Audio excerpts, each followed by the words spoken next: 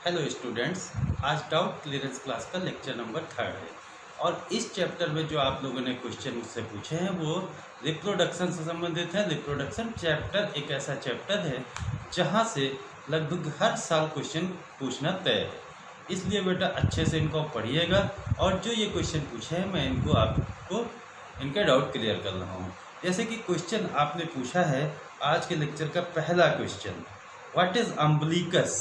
Umbilicus किसको कहते हैं? तो बेटा umbilicus is extra embryonic structure, एक एक्स्ट्रा एम्ब्रियोनिक स्ट्रक्चर होता है that provides nutrition to the embryo. Embryo को न्यूट्रिशन प्रोवाइड करने वाला जो स्ट्रक्चर होता है मदर के वूम्ब में, वो अम्बिलिकस कहलाता है। नेक्स्ट क्वेश्चन पूछा है जो विच hormones control menstrual cycle. Female में मेंस्ट्रुअल साइकिल किस हार्मोन्स के द्वारा कंट्रोल होती है? तो दो हार्मोन होते हैं, एस्ट्रोजन और प्रोजेस्टेरॉन, जिनसे मेंस्ट्रुअल साइकिल कंट्रोल होती है। नेक्स्ट थर्ड क्वेश्चन है एम्ब्रियोनिक डेवलपमेंट का करेक्ट सीक्वेंस क्या होता है। किसी बच्चे ने पूछा है कि correct sequence of embryonic development. तो जब भी बेटा हम देखते हैं कि एम्ब्रियोनिक डेवलपमेंट में सबसे पहले एम्ब्रियोनिक डेवलपमेंट कहाँ से शुरू होता है? जब मेल और फीमेल गैमेट का फ्यूजन होता है तो क्या बनता है? जाइगोट, और जाइगोट का फिर डिवीजन शुरू होता है। तो जाइगोट बनेगा, जाइगोट डिवाइड करेगा, बनेगा मोरूला, बनेगा मोरूला से फिर ब्लास्टूला बनेगा, ब्लास्टूला से फिर गैस्ट्रूला बनेगा और देन गैस्ट्रूला से एम्ब्रियो बनेगा। तो करेक्ट सीक्वेंस अगर ये देखा जाए तो जाइगोट, जाइगोट से मोरूला स्टेज, मोरूला स्टेज से ब्लास्टूला, ब्लास्टूला से गैस्ट्रूला, फिर एम्ब्रियो का फॉर्मेशन होगा। तो ये करेक्ट सीक्वेंस होता है। नेक्स्ट क्वेश्चन है कि shortest phase in menstrual cycle of female. तो सारी फेज आपको पता है, जो सबसे शॉर्टेस्ट 14th डे पर ओव्यूलेटरी फेज, जिसमें ओवम बनता है ना, तो ovulatory phase is shortest phase of menstrual cycle. Next question है the place where capacitation occurs. Capacitation कहाँ होता है? तो कैपेसिटेशन का मतलब जो है स्पर्म की क्लीनिंग की जाती है, ठीक है ना। तो स्पर्म की क्लीनिंग कहाँ पर होगी? ये फीमेल रिप्रोडक्टिव ट्रैक्ट में होगी। तो वो प्लेस जहाँ पर कैपेसिटेशन होता है, स्पर्म का क्लीनिंग होती है, उसको हम फीमेल रिप्रोडक्टिव ट्रैक्ट मान सकते हैं। नेक्स्ट क्वेश्चन है कि how much eggs produces during women's life time. Women's की लाइफ टाइम में, पूरे जीवन काल में कितने एग प्रोड्यूस होते हैं? तो इनकी संख्या 400 होती है या नियर अबाउट 400 हो सकती है। No oogonia can be added after birth. Birth के बाद किसी बच्ची में कोई ऊगोनिया ऐड नहीं होती है, ये जन्म के समय से होती है। और इनकी संख्या एनसीईआरटी के अकॉर्डिंग या ऑप्शन में आप देख लीजिएगा जिस हिसाब से, ये लगभग 400 के आसपास होती है। नेक्स्ट क्वेश्चन है human zygote division is holoblastic equal और होलोब्लास्टिक अनइक्वल। तो बेटा दो ऑप्शन इसमें आपने पहले से दे रखे हैं, तो इसमें आंसर ये होगा कि ह्यूमन जो जाइगोट का डिवीजन है वो होलोब्लास्टिक अनइक्वल होता है। याद रखिएगा, होलोब्लास्टिक होता है लेकिन इक्वल नहीं होता, अनइक्वल होता है। नेक्स्ट क्वेश्चन है प्रीकॉशियस प्यूबर्टी क्या है? प्रीकॉशियस प्यूबर्टी क्या है? तो बेटा ये है जो प्यूबर्टी अटेन हो जाती है before normal age. Normal age से पहले जो प्यूबर्टी अटेन होती है उसको हम प्रीकॉशियस प्यूबर्टी कहते हैं। नेक्स्ट क्वेश्चन है लॉन्गेस्ट गेस्टेशन पीरियड क्या ह्यूमन का होता है? तो बेटा अगर बात करें तो ह्यूमन में तो 9 मंथ का है, लेकिन लॉन्गेस्ट गेस्टेशन पीरियड अभी तक जो रिकॉर्ड किया गया है वो सैलामेंड्रा आर्ट्रा एनिमल है, उसके अंदर देखा गया है लगभग 35 मंथ का। ये लॉन्गेस्ट गेस्टेशन पीरियड अब तक रिकॉर्डेड है। नेक्स्ट क्वेश्चन है स्पर्मिएशन क्या है?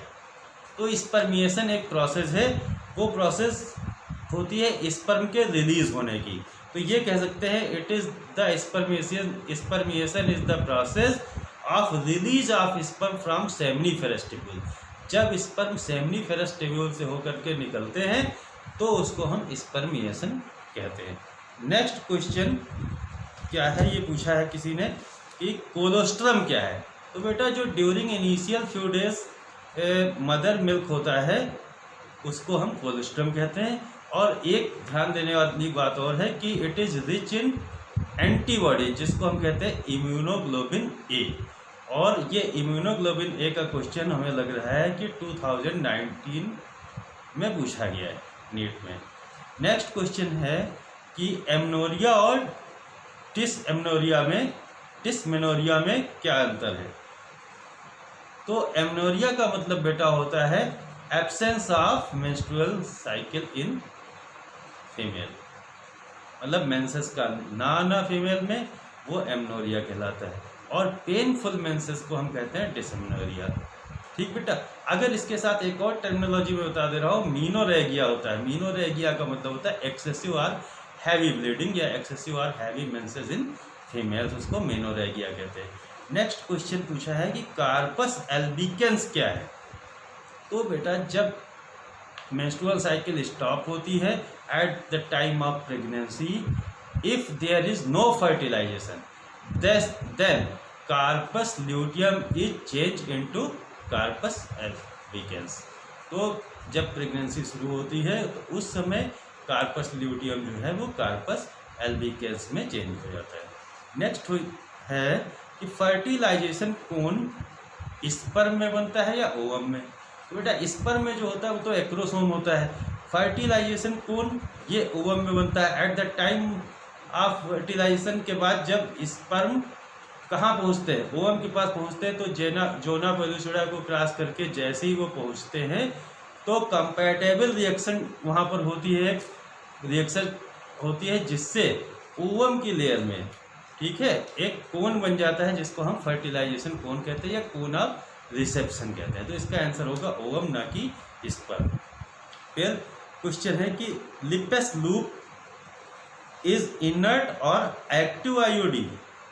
तो लिपेस लूप जो होता है वो इंट्रा यूट्राइन डिवाइस है। आईयूडी तो है लेकिन ये इनर्ट आईयूडी है, एक्टिव आईयूडी नहीं होती।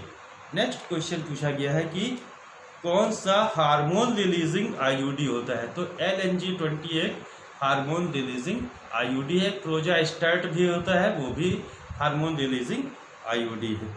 नेक्स्ट क्वेश्चन है कॉपर टी में कॉपर आयन का क्या रोल होता है। तो बेटा जो कॉपर रिलीजिंग आईयूडी होते हैं इसमें कॉपर का रोल ये होता है कि दे सप्रेस स्पर्म मोटिलिटी। तो ये क्वेश्चन है। इसके अलावा कुछ क्वेश्चन आए हैं जिनको मैं पढ़ के बताता हूँ। एक क्वेश्चन इसके ऑप्शन भी दे रखे हैं। क्वेश्चन ये है कि mark the correct statement. Mark the correct statement. पहला स्टेटमेंट है Saheli is once a week oral contraceptive, progestasert releases estrogen, copper T is a barrier method, vasectomy and tubectomy are temporary methods of contraceptions. 4 हैं इसके अंदर। ये AIIMS 2019 का question है बेटा। इसका आंसर इसमें प्रोजेस्टेट रिलीजेज एस्ट्रोजन ये तो गलत है। Third option CUT is barrier method ये भी गलत है। Vasectomy and tubectomy are temporary methods of contraception ये भी गलत है। तो पहले ऑप्शन पे हम जाते हैं Saheli is once a week oral contraceptive और इसी को हम टिक कर देते हैं। तो ये क्वेश्चन इसका ये है। एक क्वेश्चन और है नीट 2019 का, ये भी किसी बच्चे ने जो हमें व्हाट्सएप मैसेज किया है। इसका आंसर क्या होगा। क्वेश्चन में पढ़ता हूँ select the hormone releasing intrauterine devices. कौन इस हार्मोन को सेलेक्ट करना है जो इंट्रायूट्राइन डिवाइसेस का है। ऑप्शन ए है मल्टीलोड 375, प्रोजेस्टेट LNG-20। ऑप्शन सी है lipase loop Multiload 375 and D है वाल्ट्ज LNG-20। तो इसका बेटा इसमें जो है क्वेश्चन में कौन सा है select the hormone releasing. Hormone releasing अभी मैंने बताया प्रोजेस्टेट LNG-20 और प्रोजेस्टेट जो होता है ये दोनों हार्मोन रिलीजिंग होते हैं। फिर एक क्वेश्चन और पूछा गया है सहेली सही कि द कंट्रासेप्टिव सहेली, और ये क्वेश्चन आया है नीट 2018 का क्वेश्चन है। इसमें ऑप्शन पहला है increases the concentration of estrogen and prevents ovulation in females. Option B है it is an IUD. Option C है blocks estrogen receptors in the uterus, preventing eggs from getting implanted. और option D है it is a post coital contraceptive. तो बेटा इसमें भी पहला ही option सही है। इन जो सहेली होता है ये pills increases the concentration of estrogen and prevents ovulation in females. ये दोनों क्वेश्चन की ये आंसर होंगे।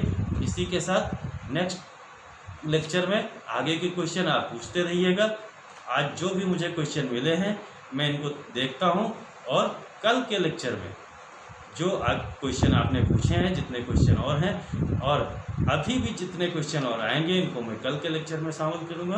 Best of luck, all the best बेटा।